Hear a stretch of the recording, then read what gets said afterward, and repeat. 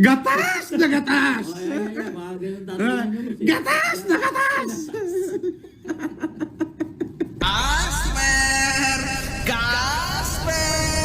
Fuck you. Ano, mga gago? Galingan mo pa! Galingan mo pa, putang ina mo! Alright, mga ka-plastic. And this is me again, Pixu. Right back at it again with another content. Isa na namang gatas na gatas ang araw na ito sa content na gagawin kong ito. At dekalibre, mga ka-plastic. At ang tatalakay natin ay is all about kay Jerome, kay Jose Marie Jerome, o ang mas kilala o Jam Mangusin, mga ka-plastic, na nakikiusap siya kay nakikiusap siya pa kay Norman Mangusin na tigilan na po ang sa pagiging ano niya, let's say parang ano ba to? Paano ko pa ipaliwanag to? Yan sinabi kasi ni Jam Mangusin o Jose Marie Jerome Mangusin ay nakikiusap siya na wag nang isama sa alitan nila o sa alitan ng bawat vlogger sa social media itong si Nanay Remedios, mga ka-plastic. Sir, bago lahat yan, may sasabihin po si Norman Mangusin. At ito po yun.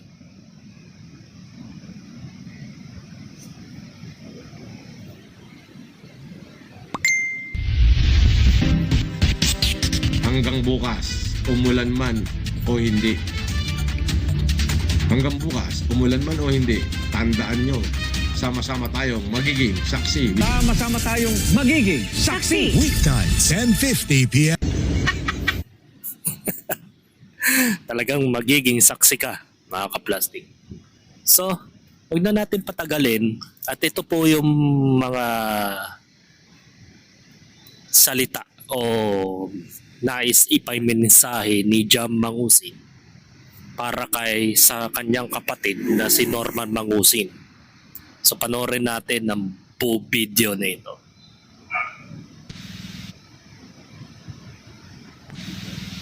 Have a blessed and wonderful day to all of you, sa lahat po ng mga ka-family and friends po natin. Ayan, dito po tayo sa Ilocos. Ayan, sa Ilocos po tayo. Pero hindi ko po kasama o wala po ako doon sa presensya ni Epal M. Ayan. Ayan ako na po magsasabi po sa inyo. Ako po ay may sariling buhay na kailangang paglaanan ng pansin. Kung ano man po yung mga nararapat o sanction para doon sa tao, sige ho. Pero ako po ay nakikiusap sa mga bashers po niya o sa akin. Please lang po gusto ko pong mamuhay ng mapayapa. Gusto ko pong mamuhay ng may katahimikan. Mas masaya po ako sa buhay na kung anong meron ako na simple. Yun lang, ang pakiusap ko lang ay wag po sana niyong idamay yung yung aking nanay. Maaaring magkaparehas kami ng apelido, pero hindi ibig sabihin parehas kami ng gustong gawin. Yun lang ang aking gustong iparating. Hindi po kami pare-parehas ng pananaw, pero ako po hangga't maaari pipiliin ko pa rin po kung ano ang pinakamainam. Now, sa mga tao pong mga naaagrabyado ni Epal M, mas mainam po you file a case against him. Ayan. Kasi hindi naman po kami parehas ng gawain. Maaari na iisa ang aming pinagmulan, pero magkaiba kami ng landasin. Ano? Yan lang ang aking sa mga nagme-message po sa akin. Uulitin ko po. Wala po tayong sinasang-ayunan na pangit. Bagkus may mga bagay lamang na ipaparating tayo sa tao.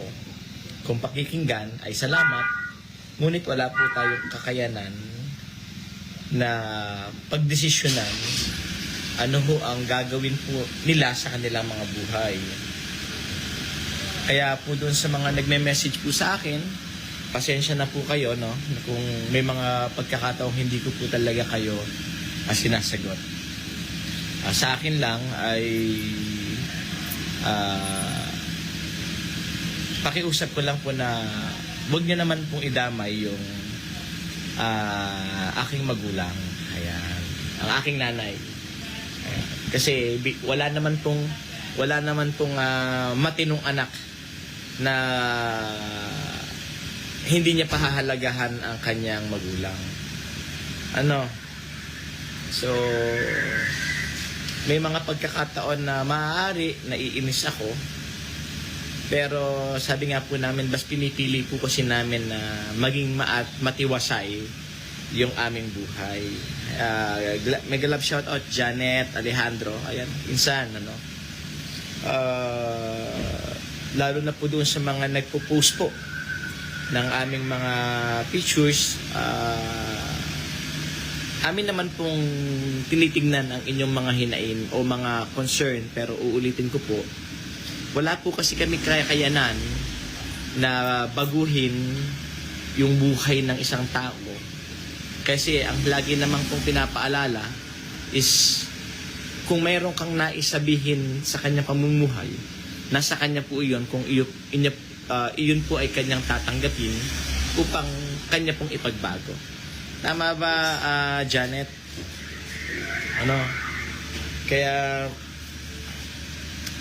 Kaya uulitin ko po, may mga pasya po ako na ako po ang nagpapasya, at kahit kailan hindi din po ako sumasang-ayon sa kung ano man po yung mga bagay na hindi naman dapat. So, oo. Kaya yun lang po yung aking pinapabatid sa mga nagme-message po sa akin. Kung kayo po ay mayroon po kayong concern at meron po kayong gustong tawag po nito iparating, ay maraming salamat po. Pero uulitin ko po ulit sa mga nagme-message po sa akin, ay huwag lang po ninyong idamay yung aking inay. Una, sabi ko, tao rin po kami, syempre, na nakakaramdam po ng sakit. Pero doon po sa mga concerned tao na sa tingin po ninyong agrabyado, maybe you can go to right agency to file a case against that person. Wala pong problema. Kaya sabi ko nga po, sa mga galit po kay FLM,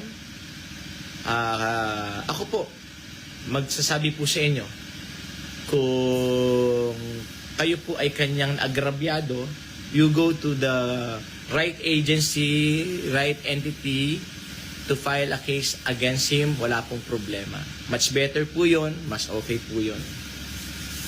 Harapin po niya kung ano man yung mga dapat niyang harapin. Pero sa akin po, yun lang po pakiusap ko. No? Bigyan niyo na lang po ng kapayapaan po yung aking inay. Kahit man po kayo, di ho ba? Kapag kaho ang inyong magulang ay dinadamay sa mga bagay na hindi naman sila dapat involved, nasasaktan kayo. So, yun po. Wala pong problema doon. Ako po, sabi ko nga po, magsabi ho kayo ng mga bagay na hindi maganda sa akin, okay lang po. Wala akong problema. Magsabi ho kayo ng mga bagay na against sa akin, wala akong problema. Pero kahit kailan ho, hindi ko ho kayang saklawan ang buhay ho ng isang tao. Maaaring pwede akong mag-suggest. Maaaring pwede akong magsabi. Pero hindi ko ho kayang o wala ho akong kapangyarihan para baguhin yon. Sila po ang magpapasya at sila po ang magde-decide kung ano ho yung kanilang mga desisyon na gagawin sa kanilang buhay.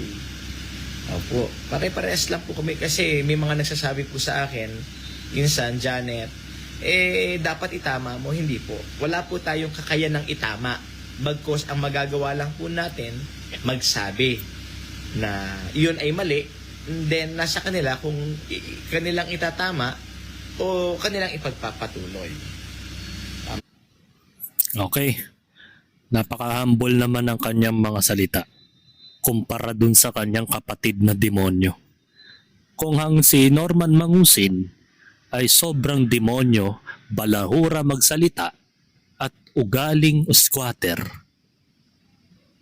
Samantalang itong si Jose Marie Jerome Jam Antonio Mangusin ay napakahaba ng pangalan niya, ay malayo sa ugali ni Norman, mga kaplastik. So ang sabi niya dito ay nakikiusap siya sa mga tao na wag na po idamay ang kanilang ina na si Nanay Remedios. Kahit si Norman Mangusin, wag na niyang babanggitin o idadamay sa kanyang mga propaganda itong nanay nila. Dahil wala naman po silang kinalaman sa kung ano man ang ginagawang kademonyohan ng kanyang kapatid na si Norman Mangusin. So tama nga naman. Kaya nga namumuhay na ng tahimik tong si Jam Mangusin at ang kanyang ina na si Nanay Remy. Ni hindi nga sila nagngangaw sa social media. At ngayon lang naman nag-live stream itong si Jam Antonio Mangusin dahil siguro hindi na niya matake ang mga nagre-react against sa pamilya niya. Siguro nadadamay na rin yung pamilyang Mangusin kaya medyo gumagawa na ng paraan itong si Jose Marie Jerome Jam Antonio Mangusin na i-clarify ang lahat ng mga nangyayari sa social media, even sa personal life, sa real world. Kasi habang tumatagal, dumadami ang mga nagagalit kay Norman Mangusin. At the same time, may mga threats. Di naman nawawala yan sa buhay ng tao. So sana naman mga nanonood o sa mga netizens, mga kaplastik, ay wag ninyong dadamay ang pamilya ni Norman. Dahil kung natatandaan nyo po yung content ko about dun sa wiretapping at content na nilabas na phone call between Norman Mangusin and Nanay Remedios, kung papaano minumura ng todo-todo ni Norman Mangusin ang kanyang ina sa telepono. Nang dahil lang sa sikretong gold bar na sinasabi niya. Na pinapatigil ni Norman Mangusin itong si Jose Marie Jerome Jam Antonio Mangusin na mag-humanitarian at ginagamit yung mga sinasabi na sikreto ng mga pamilya Marcos. Yun yung pinupunto ni Norman. Kaya minumura niya yung kanyang nanay.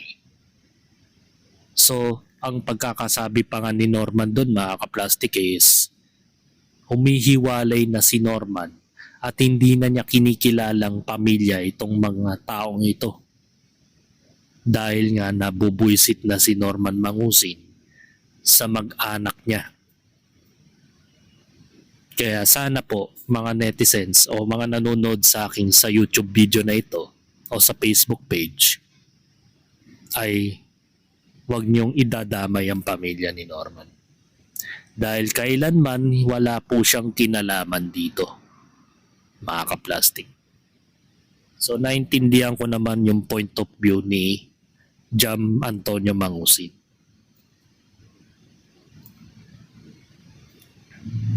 Sabi ni Tito Jmo Santos Huwag ang bashers ang kausapin mo, si utol mo ang dapat. Kasi siya ang unang nagsahog sa gulo nila ni MG. Yung kasing kuya mo walang utak.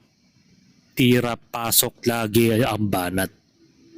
Ang nanang ni Remy mo ay nananahimik lang sa Isabela.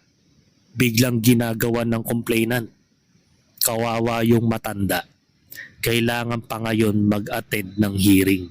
Walang awa talaga si Kulaong, mga kaplastik. So yung pala yung nangyari. Na-attend pala sa hearing itong nanay ni Norman. So nakakaawa. Walang kamalay-malay yung nanay niya. Naaabala sa mga sakit ng ulo ni Norman Mangusin. Sabi nga ni Pau Drive-By, pinagmumura nga sila eh.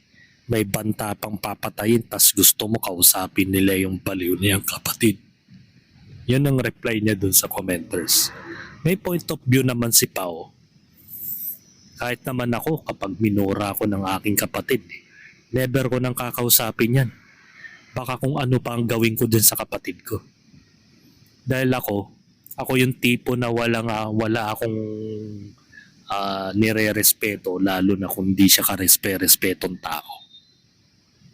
Kahit mas malaki pa siya sa akin, kayang-kaya kong tarantaduhin or else o mas malala pa dun, mga kaplastik.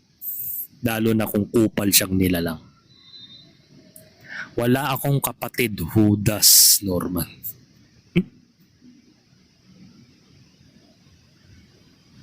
Sabi ni Mitch, dapat niyan ipay-DNA yung Mangusin na tatay ni Kulaong or yung anak mismo ni Pacifico para magkaalaman na at matigil na ang ilusyon ni Kulaong. Huwag mo nang pag-abalain ng DNA sa itsura pa lang. Tingnan mo yung kapatid ni Norman. Alam niyo na kung ano yung pagkakaparehas nila, mga kaplastik. Siguro naman alam niyo kung sino tinutukoy ko. Norman Mangusin, si Jam Mangusin. Tingnan nyo na lang kung ano yung pagkakapare-pareho. Ba't kailangan pa ng DNA? 100,000%. Diba, mga kaplastik? So mahaba na yung kanyang opinion dito. Ayoko nang i-play kasi ang pino-point of view lang naman ni Jam Antonio Mangusin dito is wag na pong idamay yung kanyang nanay at maging siya. Dahil wala naman pong kinalaman ang pamilya nila kay Norman Mangusin. Dahil matagal na silang walang koneksyon doon, mga kaplastik. So sana etong si Jose Marie Jerome Jam Antonio Mangusin ay maisipang magpa-interview kay Makagago WhatsApp man. Isang like po tayo dito sa aking video na ito kung sino man ang gustong matuloy ang interview ni Makagago kay Jose Marie Jerome Jam Antonio Mangusin. Nang sa gayon, malaman natin kung ano ang history ng tarantadong nilalang na yan na si Norman Mangusin, mga kaplastik. So hanggang dito na lang ang aking opinion, and this is me again, Big Sue, lagi nagsasabing ang mga plastic ay matagal mabulok dahil ang mga plastic ay toxic. Kaya, what's up mga kaplastic? And this is Kambid, commentary video ng video live stream. Signing out. Alright. Mga kaplastik, kung nagustuhan nyo ang aking video, isubscribe nyo lang ang aking channel. At the same time, i-hit nyo rin ang notification bell at yung all para ma-notify kayo sa aking susunod ko pang video sa aking YouTube channel. Maraming salamat po mga kaplastik.